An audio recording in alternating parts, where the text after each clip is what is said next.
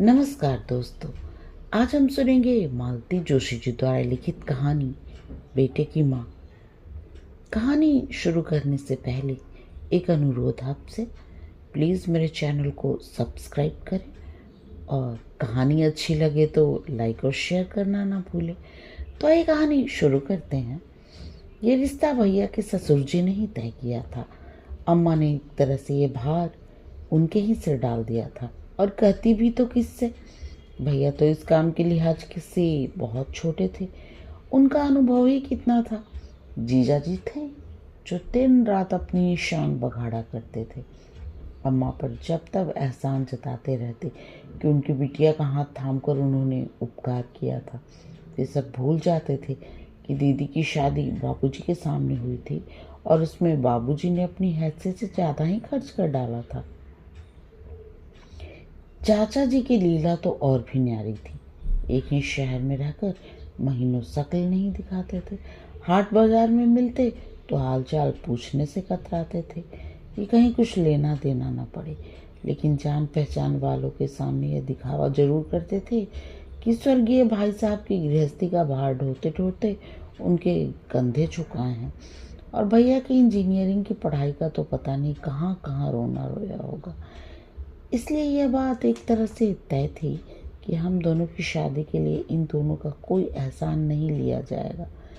भैया के लिए तो खैर कोई समस्या ही नहीं थी। उन्हें नौकरी बाद में मिली, रिश्ते पहले आने लगे थे।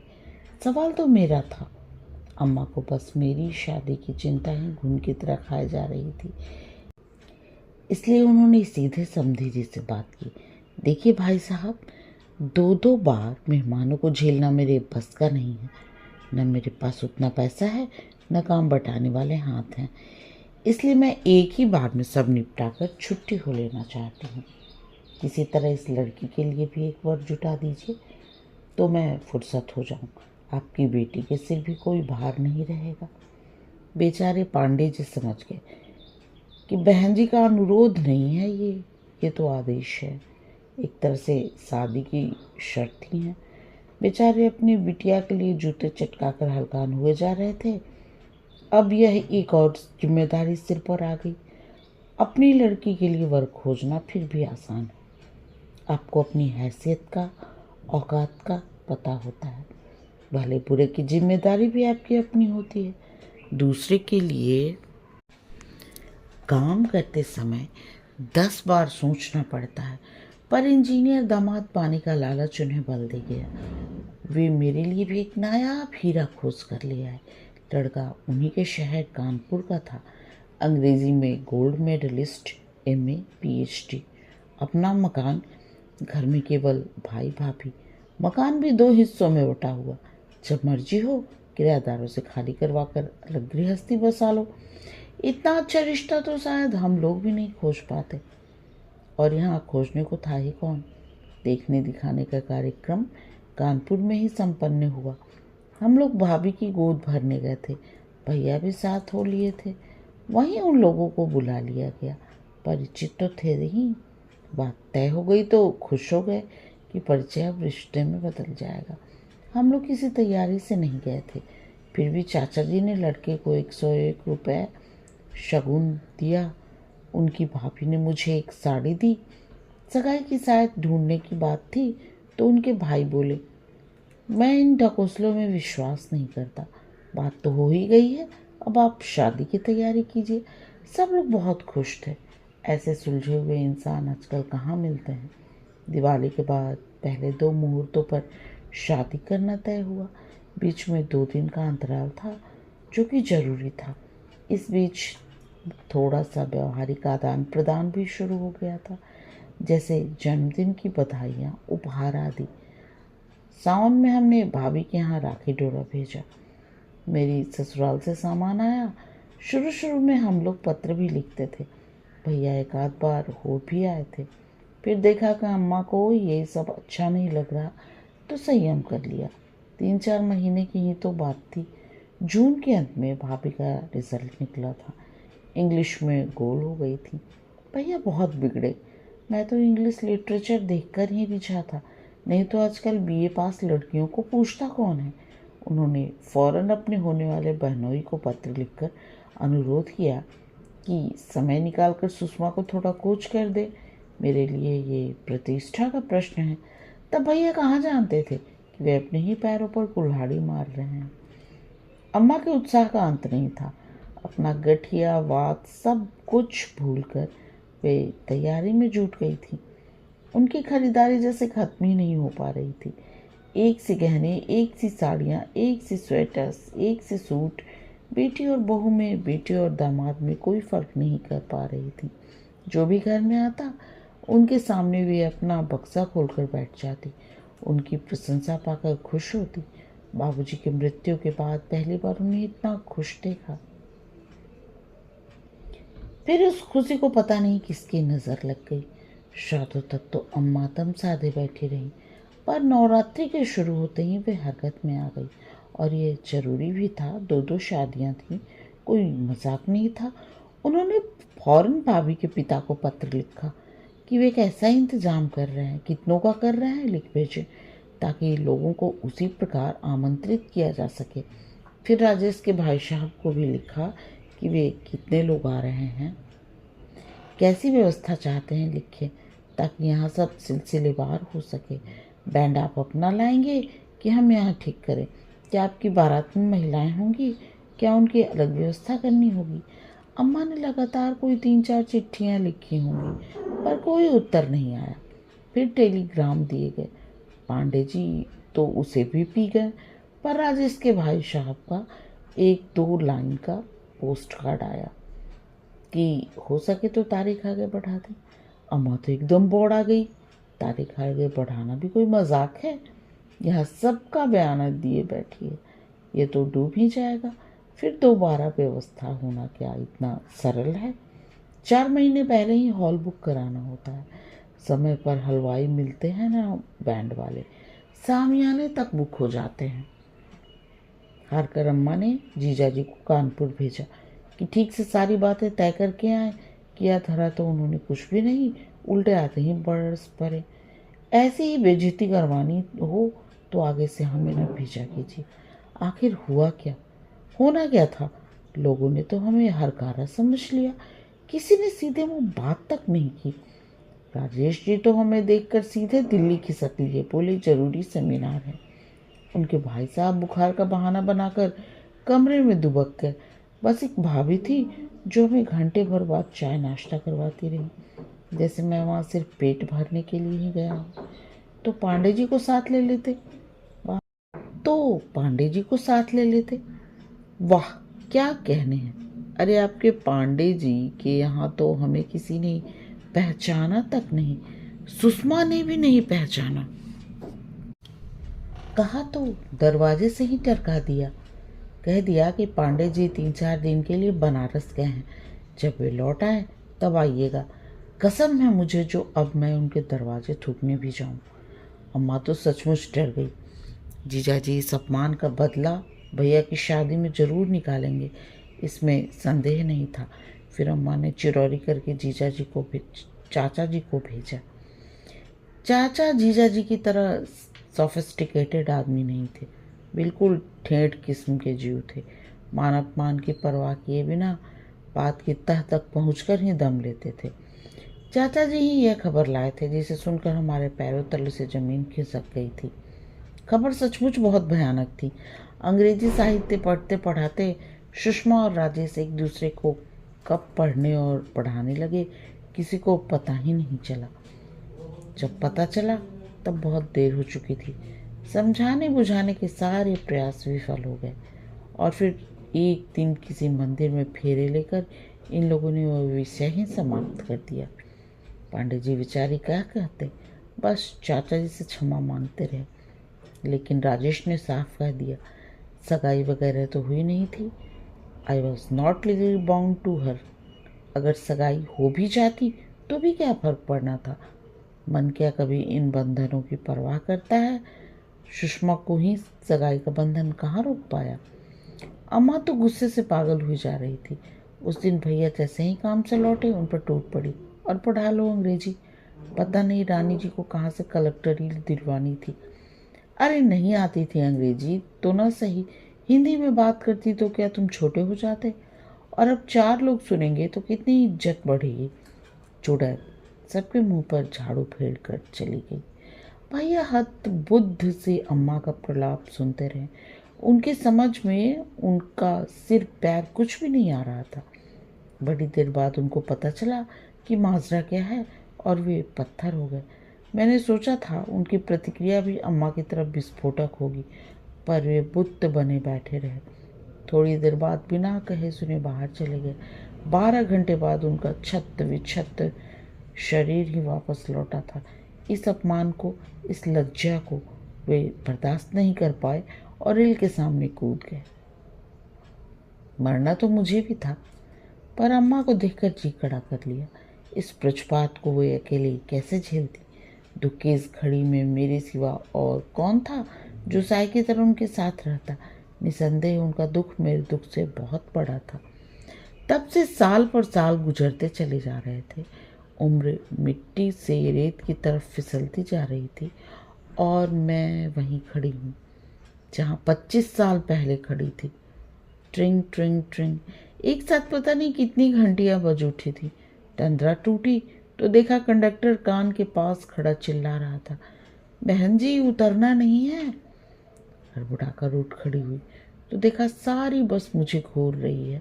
कंडक्टर रोज का परिचित था, इसलिए सज्जनता बरत रहा था, पर यात्रीगण मुझे क्या क्षमा करते। एक आध मिनट की देरी भी उनके लिए असह्य थी, इसीलिए उतरते समय कितनी फब्तियाँ सुननी पड़ी। आजकल तो लेडीज़ भी भांग खाती, पता नहीं भांग खाकर खुद में ही खो जाती हैं। अरे किसी के ख्यालों में खो गई होगी इस उम्र में। शर्म से गड़ गई मैं।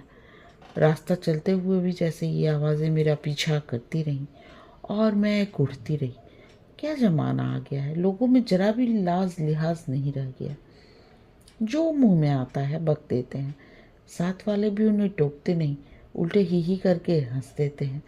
चलते चलते मैं अचानक ठिठक गई। अपने भुनभुनाते मन को मैंने ठीक से टटोला तो स्तब्ध रह गई। मुझे ज़्यादा वो उम्र वाला फिक्रा ही चुभा था।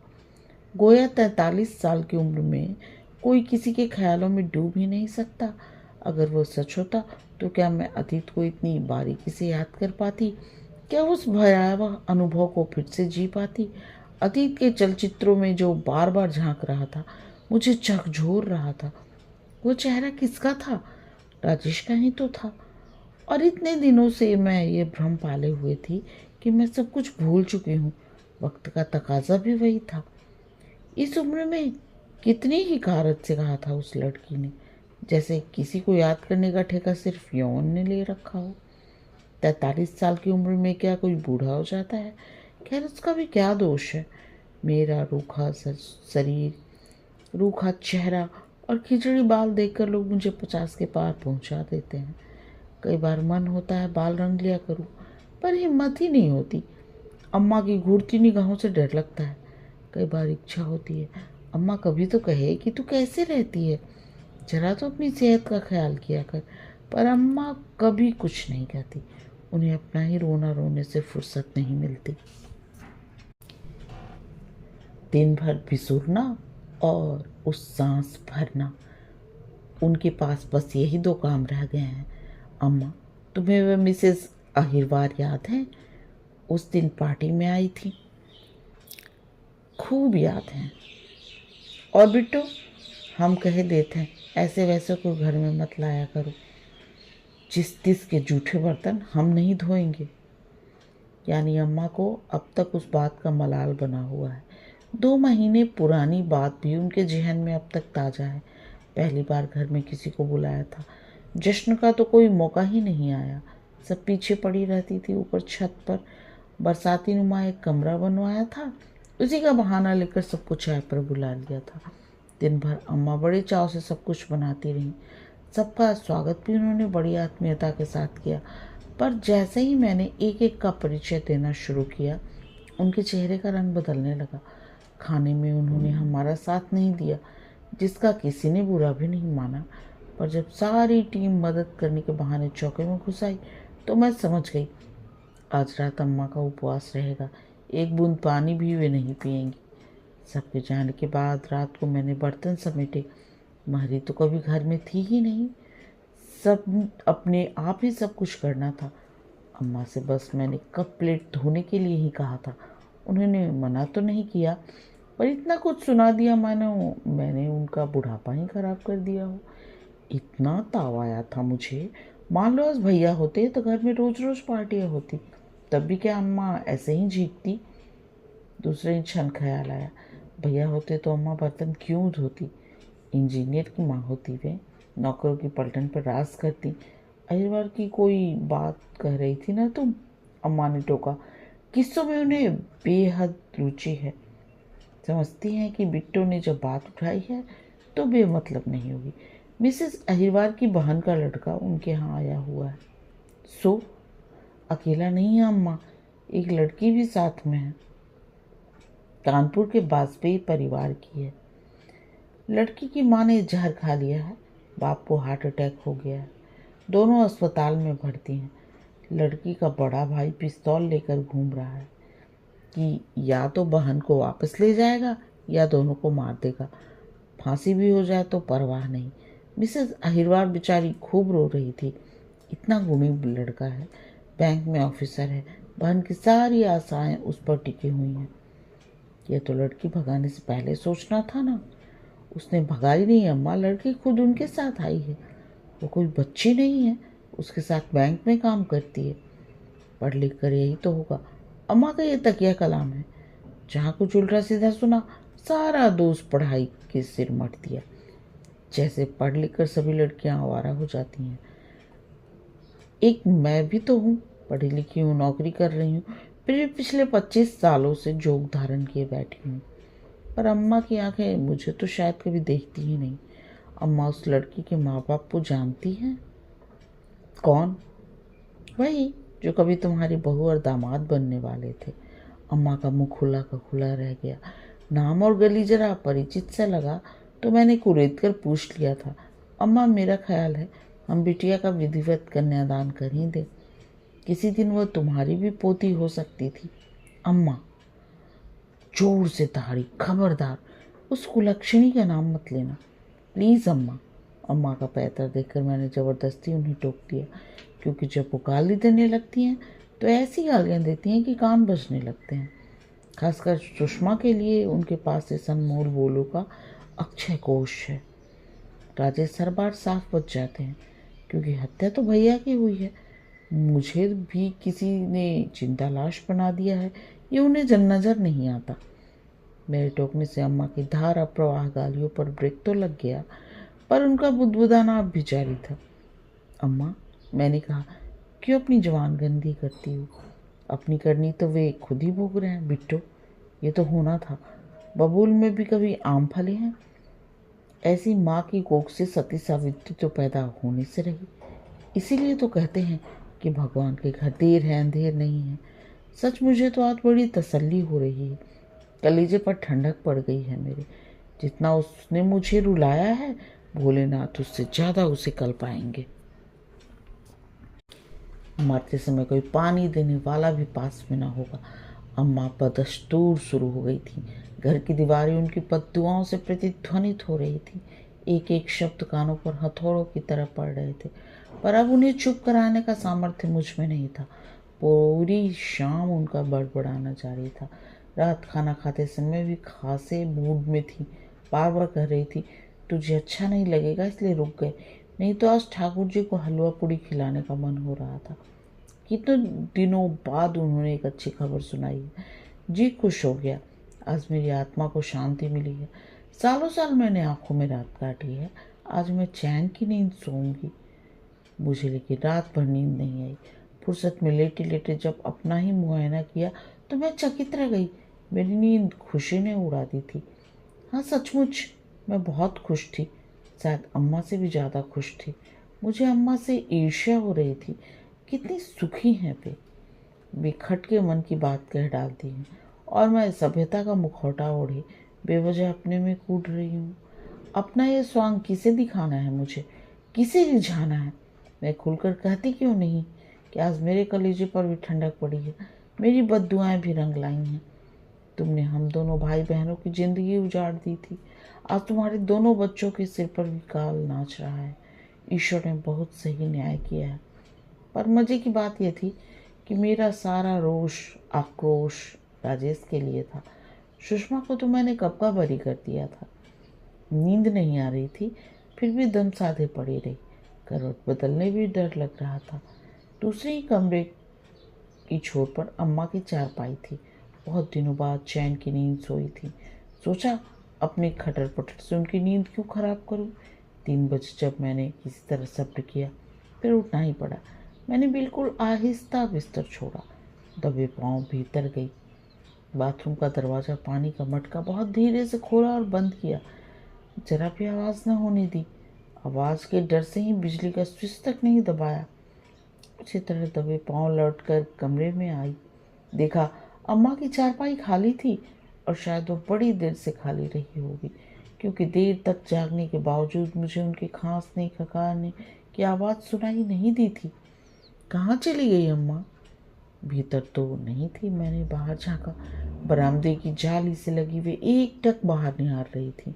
अम्मा, मैंने आवाज़ दी। वे चौंकी। उन्होंने पलट कर देखा। उनकी आंखें डबडबाई हुई थीं। शाम को उल्लास से चमकता उनका चेहरा बुझ सा गया था। क्या बात है अम्मा, नींद नहीं आ रही? उत्तर में फिर शून्य में नजरें गड़ा दी। डूबती सी आवाज़ में बोली, सब किस्मत की बात है लल्ली। एक वह बेटा है जो घर भर की आन बान के लिए मरने मारने को उतारू हो गया है। एक हमारे थे जो चुपचाप पटरी पर लेट गए। ये भी ना सोचा कि अम्मा का बुढ़ापा कैसे कटेगा। मैं स्तब्ध रह गई। अम्मा की पीठ पर हाथ रखा, मेरा हाथ बर्फ हो गया। तो क्या अम्मा सारी रात जागकर इसी का मातम मना रही थी? क्या वे बिल्कुल भूल गई कि उनके बुढ़ापे की गरिमा बनाए रखने के लिए मैंने अपना यौवन राख कर दिया? वे फपक कर रोक पड़ी थी, पर मैं जड़वत खड़ी रह गई।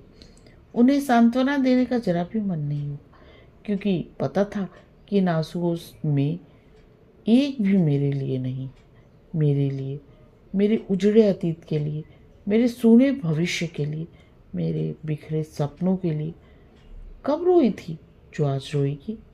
आज पक्का विश्वास हो गया अपने को कि जिसके लिए तिल तिल जी रही हूँ वो मेरी माँ नहीं है, वो तो भैया की माँ है, अपने बेटे की माँ।